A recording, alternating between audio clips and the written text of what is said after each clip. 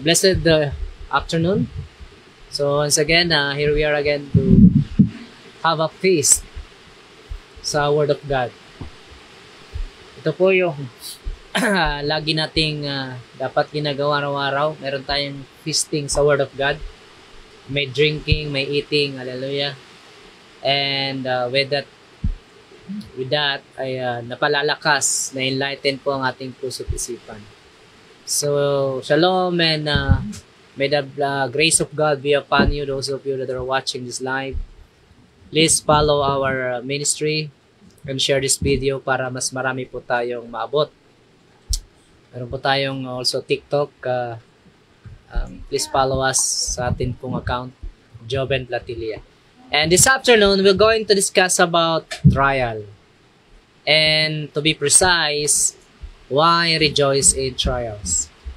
Maraming mga Kristiyano, kapag dating ng trial, nag-aayawan, nagtatakbuhan, nag-aarayan, yung mga nasasaktan, at it's like they wanted to give up already.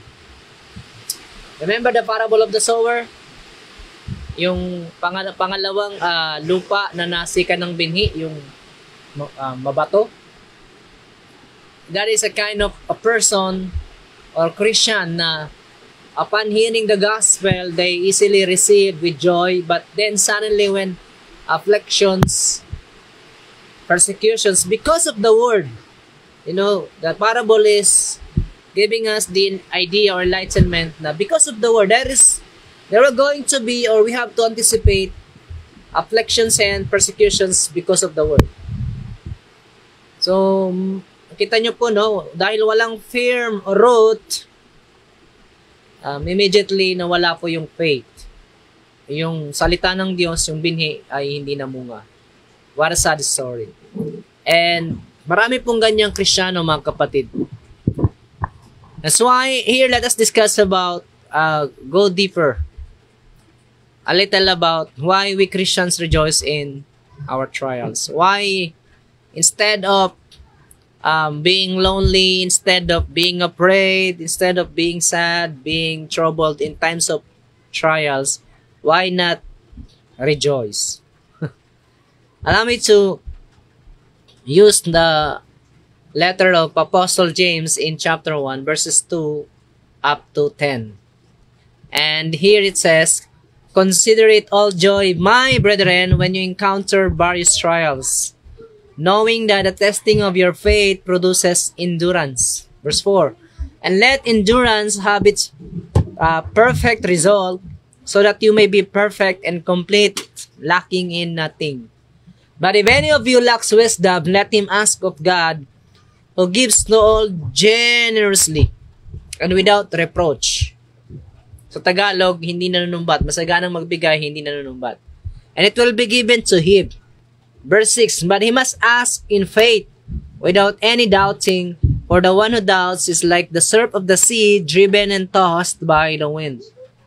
For that man ought not to expect that he will receive anything from the Lord, being a double-minded man, unstable in all his ways. But the brother of humble circumstances is to glory in his high position, and the rich man is to glory in his humiliation, because like flowering grass, he will pass away."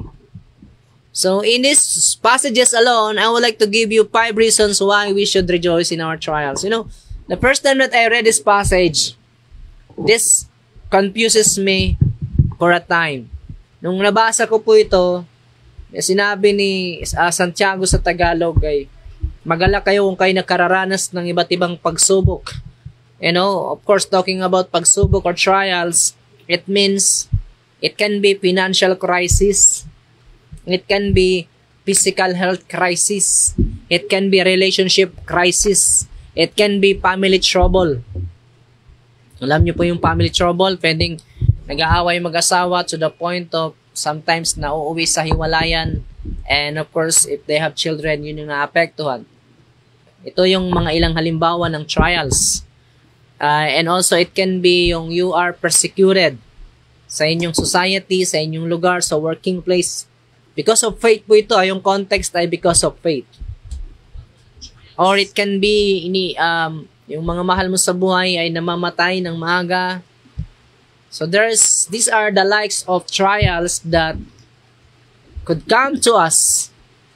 And the Bible tells us when they come, we should rejoice. Why is that? Bakit kailangan nating magalak? Bakit hindi tayo magreklamo sa Diyos pag may trial? Bakit hindi mag-murmur? Bakit hindi kailangan Panginoon love kundi magalak? Sabi ni James sa verse 3, because trials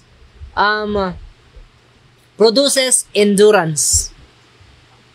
Ang pagsubok daw po ay nagbubunga ng pagtsatsaga. That is the first reasons. Pag titingnan po natin, I like to always use concordance for the sake of elaborating the message and the word. Alam niyo po yung endurance dito or patience, yung sa Greek po, yan po ay hupomone.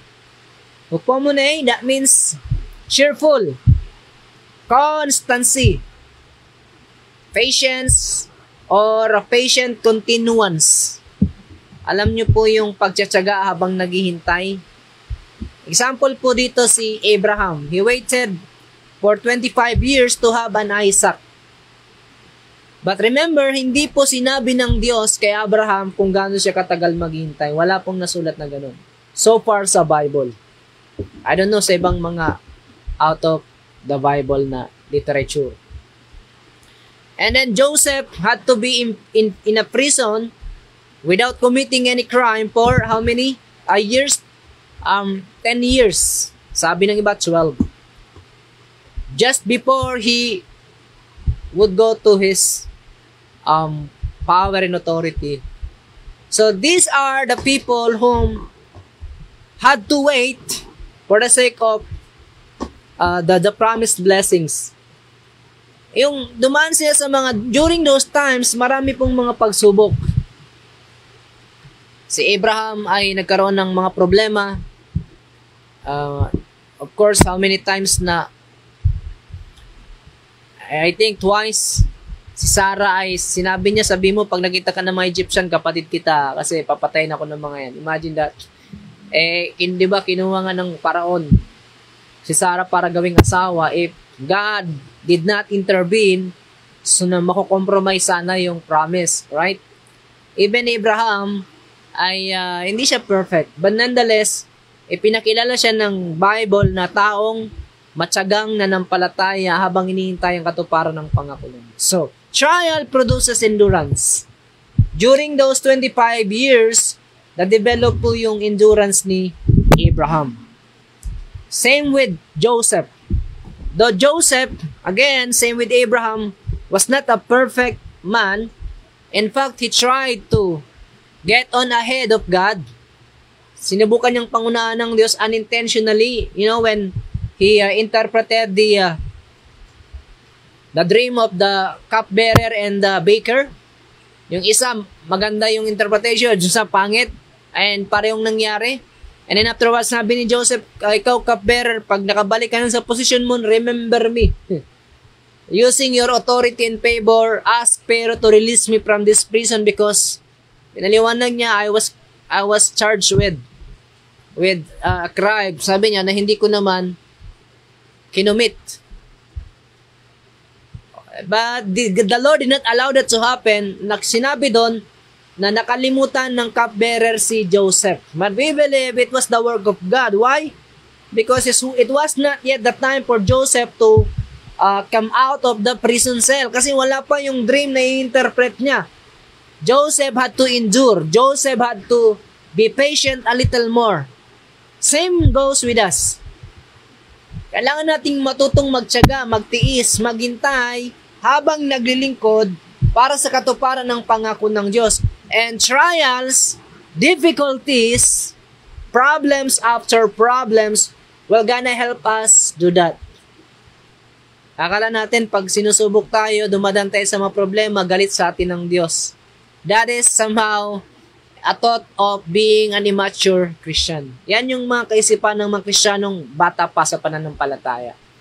Kasi we think na laging ang gagawin ng Diyos sa atin, mga bagay na pabor sa atin, that is what we call blessing. Pero paghihirap, pag-discipline, hindi to kalooban ng Diyos. You see that? Parang naging katulad tayo nung asawa ni Job. Sabi niya, Job, hanggang kailan ka ba magkakaroon ng integrity sa pananampalataya mo sa Diyos? Why not curse God? Curse God and die. Ang sabi ni Job, you are speaking like a foolish woman. Will you just accept good things from God and not this problem? Ano sabi ng Bible? Kahit sa pananalita niya, hindi nagkasala si Job. Kamusta po tayo pag tayo may problema? Kamusta tayo? A blessed afternoon, Brother Ryan. Please share the video. God bless you and your family. Kamusta po yung pananalita natin pag tayo po'y nagigipit? Do we still praise God and say hallelujah? When we are in trials, when we are in difficulties, financial difficulties, relationship difficulties, physical health problem, pag nag-undergo tayo doon, may mga sakit na minsan, taon ang binibilang bago mawala. Kumusta yung attitude natin? Or do we patiently wait God to help us? Or overcome, finish yung stage ng paghihirap.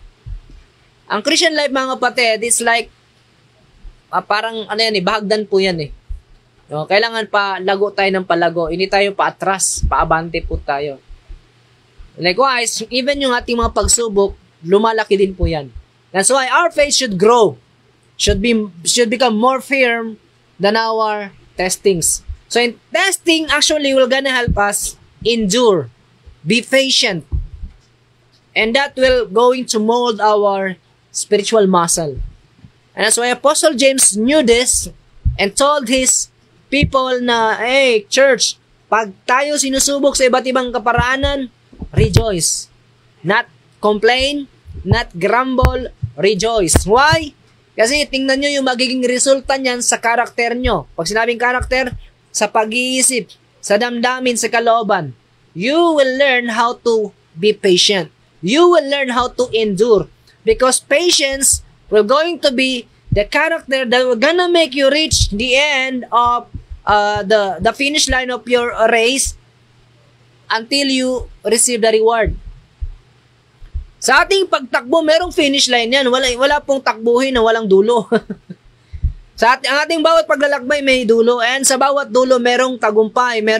Pag nagtagumpay ka, meron kang biyaya, may gantimpala ka, may promotion ka. No? Kaya lang, for us to be able to reach the end of our journey, for us to be able to finish our race, we should persevere. We should persevere. We should be patient. And that's why trials will gonna help us do that. Akala natin yung trials, kalaban natin, no? Kasi the way sometimes we explain, we share our testimony, parang we do not really like trials. Yeah? Alam nyo po, pag-pray nyo po kami, may sakit ang mga anak ko na hospital. Ganun tayo eh. By the way we describe our situation in times of trials, we really expresses our dislikes of them. Ayaw talaga natin, we do not appreciate that. But the truth is, trials, if you are faithful to God, actually are blessing in disguise. Pagpapala yan ng Diyos na nakatakip sa kahirapan upang, baguhin ang ating pagkatao. Turuan tayong maging matyagang naghihintay. Yan. Hallelujah. So, therefore, right now, you take a look at your trial in a different view. May mga pagsubok po ba tayo? May mga pasanin? May mga paghihirap? It's about time baguhin natin yung pananaw natin diyan. Instead na parang gusto mo siyang i-resist. Parang lagi natin gustong parang yung, alam mo yung, di ba, ginagamit natin lagi yung James 4:7. Resist the devil and he will flee from you. You know, you devil of financial crisis, you spirit of poverty, you spirit of physical sickness and disease, parang ganun. Gusto natin laging i-cast out, itaboy. But sometimes it does not work that way. Why? Kasi hindi naman devil ang nagpadala ang Diyos. And unknowingly, because of out of ignorance, we tend to not cast or resist the devil. Well, actually, we are resisting the will of God. Ayoko nito, ayoko nito. Pero sabi ng Panginoon, no, kailangan mo yan. That will gonna help you be strong and thus be patient. Because the road ahead of you would gonna be that harder than it is today and than it was yesterday. And for you to be able to accomplish or finish that journey, you will be needing patience. Kaya right now, yung mga trials natin, begin thanking God for them today. Salamatan naman natin ng Diyos. Lord, salamat sa paghihirap. Salamat sa financial crisis. Natututo akong magtiyaga, magtiis. Sabi nga ng mga matatanda natin, di ba? Pagka may kasi ang kumot, matutong mamaluktot. Magtiis, umaga. Pag mahaba-haba, nagsaka na mag-inat-inat. Mag-inat-inarte. So, likewise, rejoice in your trials. Why? It produces endurance. Ang endurance, ang patience, that's not something na mabibili mo sa butika or sa grocery or sa online. Wala yan sa TikTok, wala sa Shopee, wala sa Lazada, wala sa Amazon. It is only when you go through different trials that you could have endurance. Of course, magkakaroon ka ng endurance pag di ka tumalikod. Kasi may mga tumatalikod eh. Yung word ng sabi nga dyan, tingnan nyo po sa verse 3, knowing that the testing of your faith. So trials that serves as the testing of our faith. Testing, alam niyo po yun, parang mga estudyante sa school. Paano nalalaman ng mga teacher na yung mga estudyante natututo sa kanilang leksyon at nag-aaral talaga? Siyempre, pagdating na exam, nakakapasa. Hindi lang nakakapasa, kundi mataas yung grade na nakukuha. Hindi man perfect. Amen? So, the same with us. Ang difference lang ng ating teacher at ng Diyos, alam na ng Diyos yung magiging resulta. No? Because He's an all-knowing person. But, yung result is not for God to know, but it is for us to know. Anong klaseng pananampalataya meron ka? Weak ba or strong? May endurance na ba o wala pa? Trials will gonna do that. So that's why, be thankful, rejoice. So, why rejoice in your or our trials? Aside from it produces endurance. Verse 4, it says here, let endurance have its perfect result so that you may be perfect and complete, lacking in nothing. In other words, endurance should result into maturity. Spiritual maturity is a must. Kailangan po ngayon ng mga spiritually mature. Marami po kasi ngayon mga Christian babies, mga nakadiaper na Kristiyano. Ang gusto lagi masarap, masayang buhay. Ayaw ng kalungkutan, ayaw ng paghihirap, ayaw ng fasting, gusto feasting. Ayaw humayo, ayaw pumunta sa mga kabundukan, mainit daw at madulas, mabato. Gusto lagi doon sa aircon. And because of that, hindi tuloy natin naabot yung mga nasa malalayong lugar or nasa mga tribal area. So, we have to change our perspective. We have to repent. Hallelujah. Amen? Na instead na itaboy mo yung trials mo, it's about time to begin thanking God for them, for giving them to you. Amen? So, and then it produces endurance. And after the endurance should have its perfect result that one should become mature.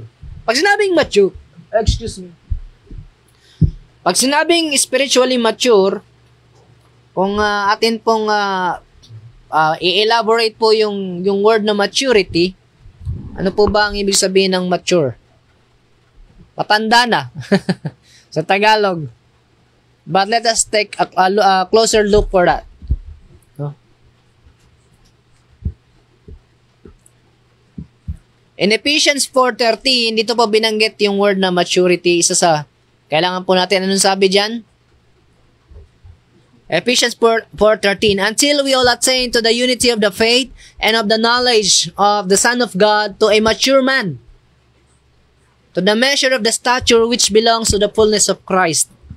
So all of us, the reason why there is an Ephesians 4:11, at sa 11 merong apostles, prophets, evangelists, teachers, and pastors, is to equip the church, verse 12, and that the church should grow and be built up until, yan pong process na yan, until we all, not just some, but all attain to the unity of the faith, to the mature man. Yung word na mature po dyan sa passage na yan, kung titingnan po natin sa concordance, para ma-elaborate po natin, no, it doesn't talk about the physical age, no, yung pag mature, yung mukhang gulanit na yung mukha, mukhang amoy lupa na, hindi po ganun yung ibig sabihin ng spiritual maturity.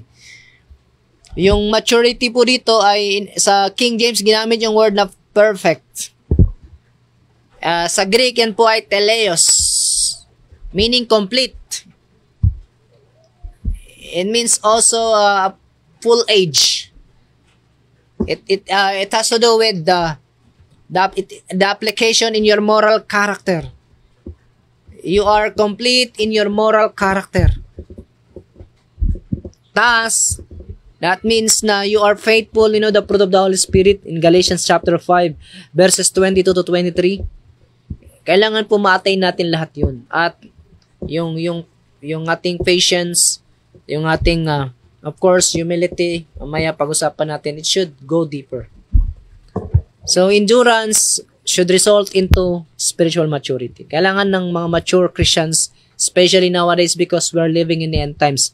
Napakarami po kasi ngayon mga immature Christians. Ito yung mga Kristiyano na mahilig sa mga concert, ayan, bato-bato sa langit, pag nagpatawag ng concert ang Hillsong, kahit mahal, bibilin yung ticket. Pag nag-conduct ng concert ang Planet Shaker, andun sila. Kahit magkano ticket, 1.5, talagang mag-iipod, magsusolicit. Tanungin mo, mayroon ka na bang Bible? Bagong Bible, wala po, nang hiram pa. You see that? Hindi po ko against sa mga concert, pagdalo sa concert. That's good. Sabi nga, whatever is true, whatever is pure, whatever is noble, praiseworthy, no? Sabi sa Philippians 4:8, whatever is excellent, expressing excellent, whatever is glorifying God, dwell on these things. So kung yung pagdalo mo ng concert ay nakaka-develop ng pure mentality mo, na it can praise God, so be it. Pero doon tayo sa mas mahalaga. The point is, baka kaya ka dumadalo ng mga concert dahil lamang gusto mo ng tugtugan, o kaya ina-idolize mo na yung mga praise and worship team dyan. Gimagastos ka pagdating doon, pero pagdating sa Bible, di ka makabili. No? Pagdating sa pagdalaw ng Bible study, tipid na tipid kang mamasahe. Why is that? There's a problem pag ganun. So our people should grow spiritually, should be mature in their mind, in their thinking. Amen? Sabi nga, in terms of evil things, we should become an innocent. But with good things, we should be mature. Amen? Maging mga inosente or wala tayong kinalaman, wala tayong malay sa masama. But when it comes to good things, we should be mature. Alam niyo po yung sabihin ng mature? Yung talagang makasunod ka lang, gagawan mo talaga ng paraan. At yan po ay nangyayari lamang kung tayo ay merong endurance. Are you with me? Kaya, endure, mga kapatid. Be thankful with God for sending you trials of various kinds. And sometimes yung trial, it can be in a form of your friends leaving you behind. Sama po yan, alam nyo po. Si Pablo sa kanyang paglalakbay, sa kanyang pagmimisyon, ay naranasan niya po na iniwan siya ng kanyang mga kasama. And that too, to him, is a kind of test. For him to learn to defend only to God. Minsan, meron tayo, pag nakikita natin yung mga kapatid natin sa church, tuwang-tuwa tayo, nagre-rejoice tayo, sarap nating magpuri, parang mga anghel yung kasama natin. That's a good feeling. But do not depend on that. Hindi ka pwedeng maging masaya dahil sa tao. Tandaan po natin, the purpose of worship or attending the gathering is to know Christ. The purpose of fellowship is to encourage one another to know Christ, to serve Christ, to glorify His name. Amen? So rejoice in your trials because trials produces endurance and endurance should result into spiritual maturity. Pag walang maturity, wala. Malalagas tayong lahat. Pag sinabing spiritual maturity, yan yung mga hindi ka na dumidepende sa feelings, human feelings, hindi na sa human reasoning. Hindi ka na sumusunod sa gusto mo lang, kundi doon ka na sa gusto ng Diyos. Pag nag-pray ka, hindi mo ino-offer yung prayer na according to your wants, but according to your needs and according to the wants of God. Lord, ano ba yung mga wants mo? Kasi most of the time when I pray according to my needs. Oh, that's good. That's in your scripture. Nakasulat yan. Hingin natin sa Diyos ang ating mga pangailangan. Pero of course, yung isa sa pinakamalalim dyan is ano ba yung gusto mo, Lord? Minsan, kailangan natin ng security, and samay natin, yung security is to have financial stability. Pero yung gusto pala ng Diyos, dumaan ka muna temporarily sa mga financial crisis for you to become wise in handling money. Why? Because there is an upcoming huge blessings, and the Lord wants you to learn how to multiply them, not to waste them. Amen po ba? Yes. That's why, be thankful to God in your trials. Because that trial will be your friend. Sabi nga, I remember one prophet, I was reading his book and I learned from him a lot. Sabi niya, don't waste your trials. Consider your trials as your best friend. Ituring mo yung mga pagsubok mo na kaibigan mo na siyang totoong kaibigan na magpapalakas ang loob mo, magpapatibay sa'yo. Ibibigay sa'yo yung kahit ayaw mo, pero kailangan mo. Gusto kasi natin yung mga bagay laging pabor sa atin. Ayaw natin ng paghihirap, but we don't know na, alam po natin, 1 Corinthians 10:13 is giving us the idea that God is faithful. He will not tempt us beyond what we cannot bear. Only yung measure lamang ng hirap, sakit, bigat na kaya nating pasanin. By the grace of God, by the divine power of God. And, huwag ka lang mag-focus dun sa bigat. Huwag ka lang mag-focus dun sa hirap. Pumunta ka dun sa purpose. Bakit ba ako sinusubok ng Diyos? Bakit ba ako dinadaan ng Panginoon sa financial crisis? Faithful naman ako sa pagbibigay. Faithful naman ako sa tithes and offering. Nag-share naman ako ng gospel. Why still, dumating sa time na napaputol pa rin yung kuryente namin na di-delay? Maybe it's not because na ikaw ay unfaithful. Maybe because God is training you for something greater. God is preparing you for a bigger things, for a bigger picture. Kaya wag tayong masyado mag-focus sa temporary situation natin. Eto, may kapatid po tayo dito yan, si Brother Joseph. Talagang, sabi nga, yung kanyang situation ay sa iba unimaginable na, but he still carry on. He can still continue running the race. Why? Kasi meron siyang faith kay Lord at meron siyang inaasahan sa Diyos. It's like his faith is going through the fire of testing, because that faith should produce that trial should produce in him endurance, at yung endurance ay magresulta ng pagiging mature sa atin. Para alam niyo po yung mature, ibig sabihin niyan ay wise din. No? Ang mga taong wise, lagi silang nagtitipon at hindi nagtatapon. Sabi ng Panginoong Yesus, ang hindi tumutulong magtipon, nagtatapon, nagsasayang. Ang mga tunay na Kristiyano nagtitipon. Ang mga mature, they always look for the most important thing. The much more heavier things in the sight of God. Mas nun sila tumitingin sa eternal purpose, hindi sa temporary. Mas priority nila yung spiritual blessings, hindi lang material, financial. If they could have them, the physical, the material and financial blessings, They will be using them in order to advance the kingdom of God. That's how mature they are, or how Christian maturity is. That is how they think. That is how they act. That is how they live. Ganyan po sila gumalaw. Yan ang galawan ng mga mature. Tumitingin sila sa mas malalim, mas mataas, mas mahalaga, at mas, sabi nga, kapaki-pakinabang na bagay sa pananaw ng Diyos at hindi sa pananaw ng tao.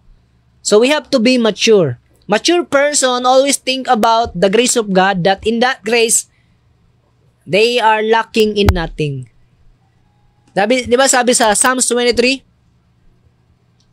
The Lord is my shepherd and I shall not want. So yung mga mature Christians, they believed and they lived on the message that the Lord is their shepherd, good shepherd. And God as a good shepherd, He will provide everything that we need.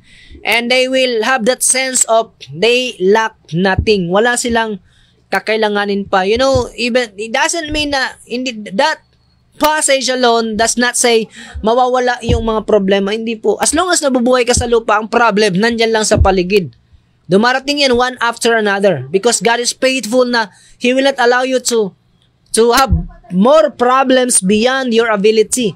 But with the problem, He also will sustain you. He will strengthen you. He will provide a way of escape, and at the same time, He will make you endure. And afterwards, He will make you mature. Ang kailangan ngayon yung mga mag-aakay, hindi yung akayin. Kasi sabi nga ng Panginoon sa John chapter 4, the harvest are plentiful, but the laborers are few. In other words, yung mga laborers yun yung mga mature. The mature Christians are few, and yet there are many souls that needed saving. Marami pa rin mga kaluluwang kailangan iligtas. Ang problema, yung mga magliligtas, yung mga mag-aakay sa kanila, kailangan pa ding akayin. Kaya nga sa Hebrews chapter 5, di ba, sabi dito ng author, dapat sana ngayon tagapag-akay na kayo, dapat tagapagturo na kayo. Hanggang ngayon, kailangan pa rin kayong turuan ng mga panimulang aralin. Meron pa akong nakausap sa TikTok na ang basihan niya sa pananampalataya ay yung kanyang isip. Kasi nagturo ako that I think yesterday about contentment. Pero nabanggit ko doon na you know, it is the will of God na meron siyang payamanin o pasaganain na lingkod niya upang gamitin sa kanyang ubasan to provide the financial and material needs of the church. Sabi niya, mali yan, mali, hindi kalooban ng Diyos yan. Well, pinatapos ko yung sasabihin niya just to, of course, to respect him and to be able to capture his full idea. Mali na again, nakita ko na parang medyo may kulang o mali yung kanyang pangunawa. Sabi ko sa kanya, where in the Bible na sinabi na hindi kalooban ng Diyos or hindi pinapayaman ng Diyos ang kanyang lingkod. Kasi there are a lot of people sa kingdom of God, both in the Old Testament and in the New Testament, na pinayaman ng Diyos. Pinasagana ng Diyos. Abraham, Joseph, David, Solomon, even in the New Testament. Ayaw niya pa din. So, close-minded itong taong ito. Ngayon, tinanong ko siya, ano ba yung basehan mo sa paniniwala mo? Word of God o yung isip mo? Ang Diyos, sabi niya, okay, fine. God, katulad ng sinasabi ng iba, ang Diyos ang kanilang pakinggan. But how can you determine whether yung thoughts na pumapasok sa isip mo galing sa Diyos or sa iyo lang o sa diablo na? Hindi pwedeng basta. Kasi kung ganyan ang gagawin mo, maliligaw ka. Yan din ang sinasabi ng mga kulto, basta. Tayo, Bible tayo, hindi basta, Bible. Sa Bible po tayo nagbe-base, mga kapatid. Our reasoning should be subjected to the Word of God. Not the Word of God to be subjected to our reasoning. Kaya maraming napapahamak, maraming naliligaw. Maraming nagiging immature ng mahabang panahon because they lack knowledge from the Word of God. They lack wisdom. Dito po, darako tayo sa pangatlong reasons why we have to rejoice in our trials. Because aside from trials produces endurance, and trials also resulted into spiritual maturity, di ba? Endurance. Trials plus endurance equals maturity.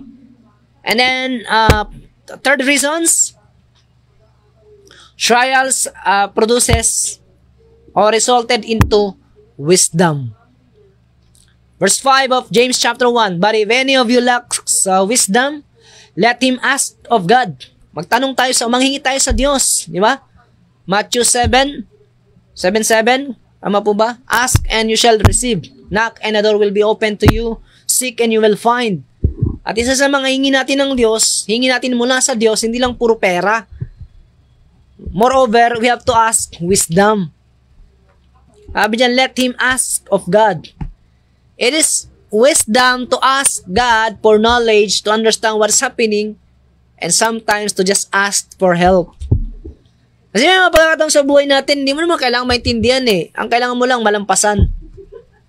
You know, when Job was experiencing that hardships in just one day, he lost everything. He was seeking for an answer. He was seeking for an understanding. Ang problema, at that time, Job, you don't have to understand everything. What you have to do is to just trust and believe. Kaya nga nireprimand siya ng Diyos eh. Sinaway siya eh. O nag-explain naman ng Panginoon, nagbigay ng pagkalalim na kaalaman. Nandiyan ka ba nung nilikaw ang karagatan? O nalunod na yung utak ni Job. Oh, Lord, I humbling myself.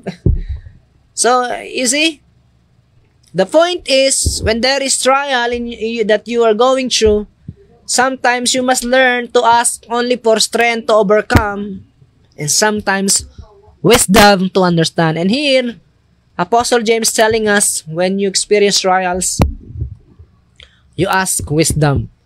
Just in case na kulang ka sa karunungan o kaalaman, you ask the Lord for knowledge and wisdom. Because God is generous in giving without reproach, and it will be given to you. Wisdom, how it works, and how valuable wisdom is to us. Katulad mo ng sinasabi natin kay Joseph. If Joseph would get out of the prison cell without, or it's not yet the time for him to get out, you know, yung wala pa yung dream ni Pero, lalabas na si Joseph sa kulungan, saan siya pupunta? If you were Joseph at that time, considering or granting, no, pinagbigyan yung kahilingan niya, yung cupbearer, kinausap si Pero, Pharaoh, my king, meron akong friend sa kulungan, gusto kong bigyan ng pabor, can you please help him? Ilabas mo siya sa kulungan. Well, of course, gagawin ng Pero yun. Wala, isang utos na lang, mangyayari na yun. Kaya lang, the question is, where would Joseph would gonna be? Where he will go kung makalabas siya ng kulungan? Wala ba yung dream na i-interpret niya? Saan siya punta? Babalik siya kay Jacob. Sa kanyang comfort zone. You see? Then if that happens, who would interpret the Pharaoh's dream? Ganun po yun eh. So, in the wisdom of God, merong tinatawag na perfect timing. Sabi nga sa Isaiah, I think that's in chapter 60 verse 22, in the right time, I will do this. God has a perfect timing for everything. Ecclesiastes chapter 3 verse 11, He made everything beautiful in His own time. May tamang panahon ng Diyos sa bawat bagay. Are you with me? Kaya wag po natin pangunahan ng Diyos. Let us abide in Him while waiting to the fulfillment of His promise. That's wisdom. If you believe that there will going to be a greater future for you, then you will have to wait for that. And not try to exchange it for a temporary glory na meron ng mundo. If we do not believe na kaya ng Diyos pagpasaganahin tayo, why follow Him? Why obey Him? Why become a Christian? If kung hindi talaga tayo naniniwala sa pangako ng Diyos, ba't ka pa naging Kristiyano? That too is wisdom. So, kung naniniwala ka sa Diyos, ba't hindi mo pa isagad? Mamaya, pag-usapan natin yung mga nagalinlangan. So, wisdom is the principle of all things. We need wisdom. If you would read the book of wisdom, which is Proverbs, makita mo, talagang binigyan ng emphasis yung wisdom dyan. Sabi nga ng Panginoon, ng wisdom, ang halaga ko ay, ang kaya kong ibigay, higit pa sa kayang ibigay ng pera, ng ginto, ng mga mamahaling hiyas na bato. I can give you long life, I can give you victory, I can make you famous, I can make you rule. I can make you strong. I can make everything good. out of you. That is wisdom. At yan ang kailangan natin. Araw-araw sa buhay natin. It is wisdom to obey God, for we know disobedience leads to destruction. You see that? Kaya, rejoice in your trials, because that trial will gonna lead you to ask the Lord for wisdom. Kaya pag nag-pray tayo, wag na lang puro, Lord, bigyan mo akong pera, bigyan mo ko jowa. It is wisdom to ask for the right person. Lord, ibigay mo yung kalooban mo sa akin. Ganyan mag-pray yung mga may karunungan. Hindi yung, Lord, parang type ko siya. Pwede ba, Lord, siya na lang bigay mo? Hindi po eh. The Lord sees the heart. Ang mga tao sa panlabas tumitingin. You know, when Prophet Samuel went to Jesse, kasi sabi ng Panginoon, pumunta kay Jesse, at langisan mo yung pipiliin kong kapalit ni Saul. Pero hindi agad sinabi ng Panginoon kay Samuel kung sino sa mga anak ni Jesse. Jesse had 8 children. In fact, 7 legitimate children, and one of them was David, which was anak ni Jesse sa isang aliping babae na foreigner. And that's why David was rejected in his household. Least important siya, mga kapatid. You see the pattern? Mas pinipili ng Diyos yung mga tinatakwil ng sanlibutan. Kaya kung kayo rejected, don't give up, don't lose hope, because malamang sa malamang, ikaw yung pipiliin ng Diyos. Therefore, ask for wisdom. Rejoice in your trials, because that leads to wisdom. That leads to worship. It is wisdom to worship God in good times and in bad times. It is wisdom to pray to God in good times and in bad times. It is wisdom to be faithful to God in everything. Isang karunungan ang laging maging tapat sa Diyos sa lahat ng panahon. Okay, number 4. Why rejoice in our trials? Because trials exposes our doubts, and at the same time, it can or it cannot. It can remove doubt from within us. Verse 6, but he must ask in faith, James chapter 1 verse 6, without any doubting. For the one who doubts is like the surf of the sea, driven and tossed by the wind. For that man, a doubtful man, ought not to expect that he will receive anything from the Lord, being a double-minded man, unstable in all his ways.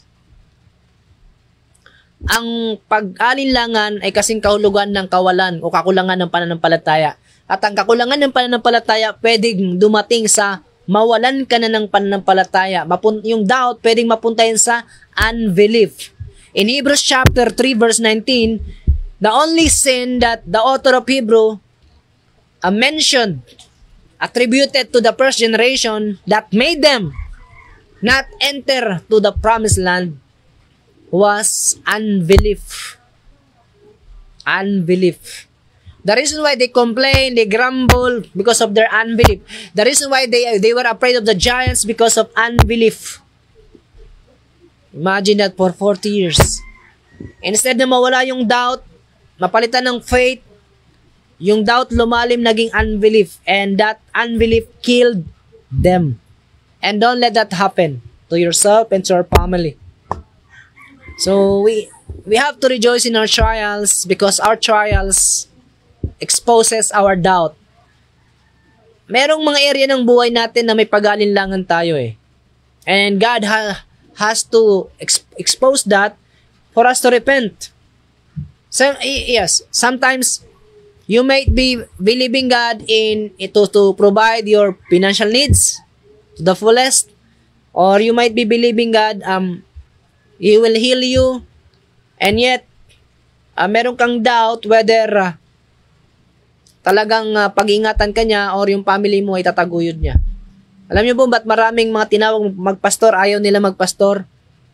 Because they believe God is God, and yet sa isang area like finances, they could not trust God to provide their needs, na parang ano yun, basta magic lang, alam mo yun. In spite of them, nababasa nila yung ginawa ng Panginoon, how He provided for Elijah, using the raven, using the angel, using the widow woman. In spite of them seeing Jesus provided by the people whom God chooses for 3.5 years. Paul also, for like 3 years, he was with the Corinthian, And he's not asking them any. And yet God provided for their needs. Yung ganyang mga pangyayari sa kanila parang, alam nyo yun, parang ano lang, babasahin lang, walang true to life story. They could not trust God to be doing the same. That's their problem. And because of that, instead of trusting the Lord to provide, they are the one who provided for themselves. And pretentiously telling, Lord, I praise you for this provision. Well, totoo, ikaw yung provide niyan sa sarili mo. Nagkakaroon ka ng pride, nagkakaroon ka ng arrogance. And dahil dyan, hindi ka mapagpala ng Panginoon to the fullest. So how long are we going to doubt God? Jonah turned his back on God, not because of doubt, but because he does not want, because of lack of compassion for the Nineveh, their enemies. Yan ang problema ni Jonah. Hindi siya tumalikod dahil nagdududa siya sa tumalikod siya kasi naniniwala siya na kayang gawin ng Diyos ang sinasabi niya. At alam niya, pag pumunta siya doon, God is a merciful God. One way or another, He will provide a way of escape for these people from His judgment. So, ayaw niya pumunta. Alam niya, yung message kasi ng ipapangaral ni Jonah should serve as a warning to Nineveh. And Jonah does not want to warn them, but rather that they should perish out of being uncompassionate person, prophet. Yun yung problema ni Jonah. Pero marami tumatalikod because of doubt, na nagiging unbelief. Ang mga doubtful person, walang matatanggap mula sa Diyos. Sabi dyan, because if you doubt God, you made Him a liar. Musta tayo mga kapatid. Therefore, we should be tested. Kailangan nating dumaan sa fire of testings. Merong mga nagsasabi, Lord, pagpalain mo muna ako, susundin kita. Sabi ng Panginoon, no, sumunod ka at pagpapalain kita. Lord, bigyan mo ko ng trabaho at magbibigay ako ng tithes and offering sa'yo. No. Sa maliit na meron ka, you give your tithes and offering. And in that way, I could see that really you will obey me. So, hindi natin pwedeng dayain ang Diyos. Do not doubt His goodness and faithfulness. Serve Him faithfully. Rejoice in your trials because trials exposes doubt. Si Peter, bakit dinaan siya ng Panginoon sa trials alam niyo po yung trial ni Peter, he was threatened as a disciple of Christ. And sabi ni Peter, Lord, this may run away and leave you, but I will not. And the Lord said, no, Peter. The truth is, Satan asked to sift you like a wheat, but I pray for you. And in fact, the crows will not cry until you deny me 3 times. But even so, I prayed for you. You will be restored. And you continue your ministry. Peter did not believe that. Because in his mind, hindi ko. Not until dumating po yun.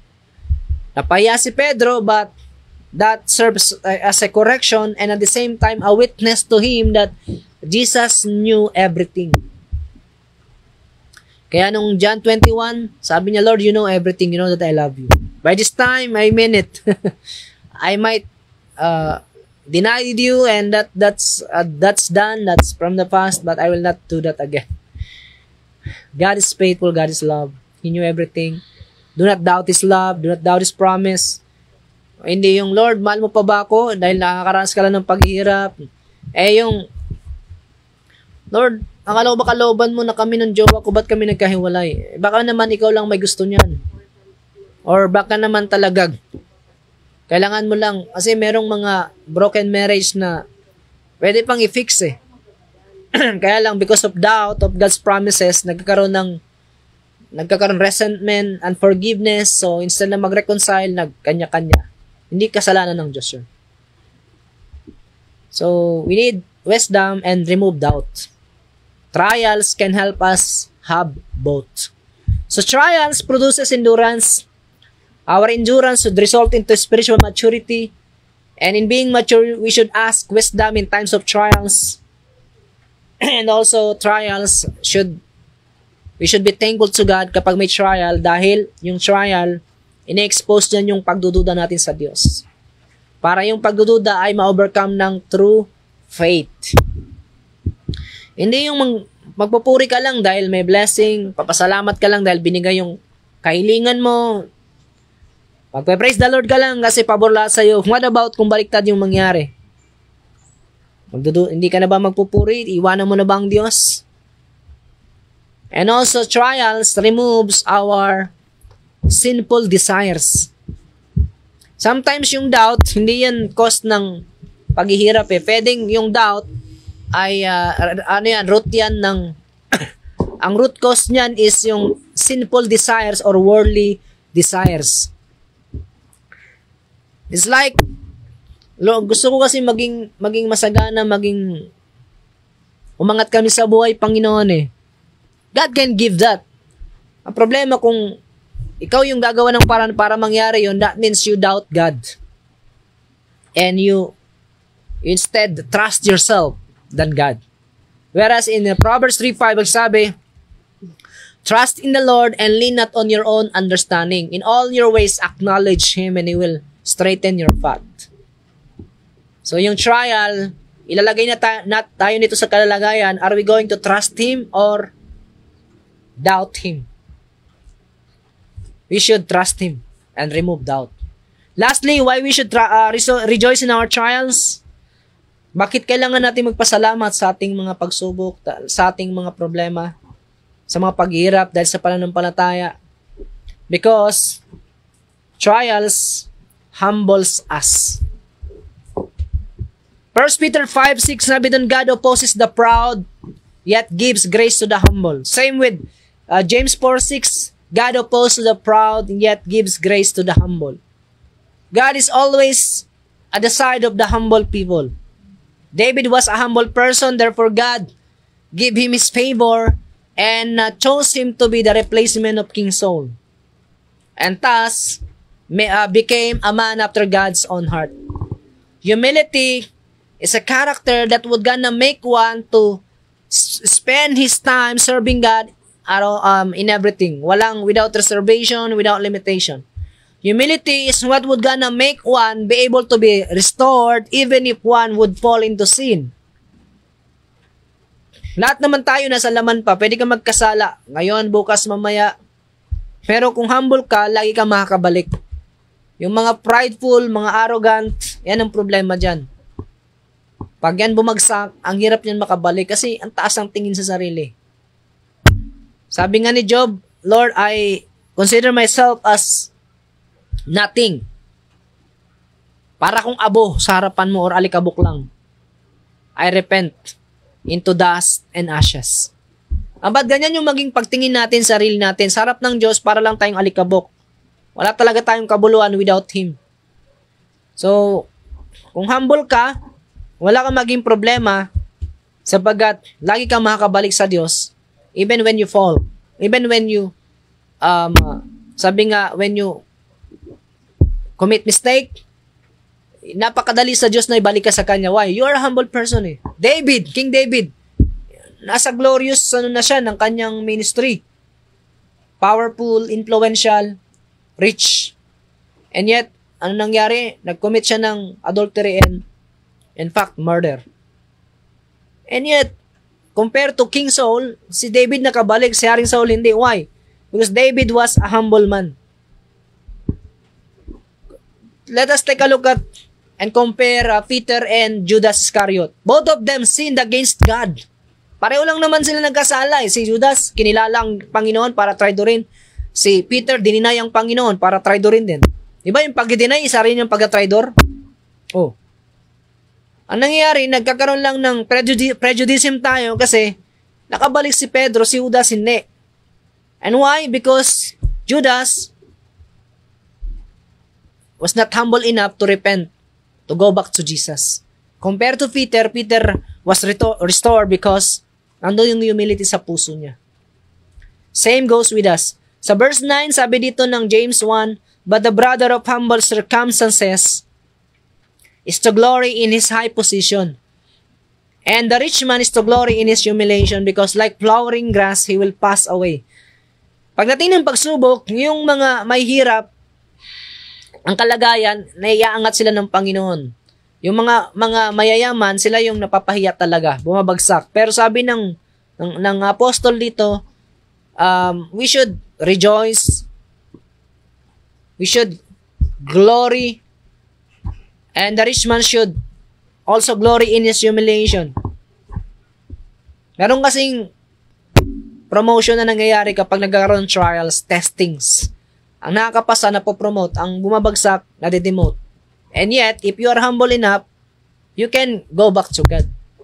So, trials produces humility. So, therefore, we should rejoice. Amen? Nang sa ganon, kaya nga sabi ni Pablo, Timothy, pag kukuha ka ng mga leaders, huwag mong kunin yung mga baguhan. Otherwise, magiging kagaya ni Satanas yan, magyayabang at babagsak yan sa pride and arrogance. Ang kunin mo yung mga mature. So, ganun din po sa atin. Para mag-mature tayo, kailangan nating idaan sa mga pagsubok, enough for us to become humble.